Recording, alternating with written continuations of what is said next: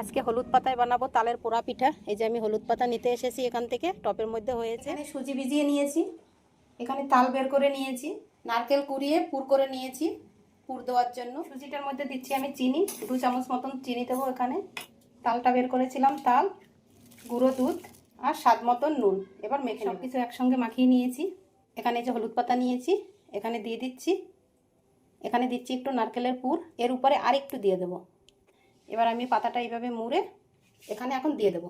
এই দেখো কত সুন্দর হয়ে গেছে, যা হলুদ পাতার কি সুন্দর গন্ধ বেরিয়েছে। পোড়া পিঠাগুলো তালের একটা একটা করে সব কটা আমি এখন উল্টে দেবো, উল্টে একটু আবার চাপা দিয়ে। তালের পোড়া পিঠাগুলো সব কটা উলট পালট করে আমি ভেজে নিয়েছি, এখন নামিয়ে নেব। এটা যখন ভাজছি এত সুন্দর গন্ধ বেরিয়েছে, গোটা ঘর গন্ধে ম ম করছে, দারুণ গন্ধ বেরিয়েছে। যেমন হলুদ পাতা তেমন তালের, এত সুন্দর হয়েছে। তার ভিতরে নারকেলের পুর দেওয়া, দেখো কি সুন্দর লাগছে না বড়াটা দেখতে।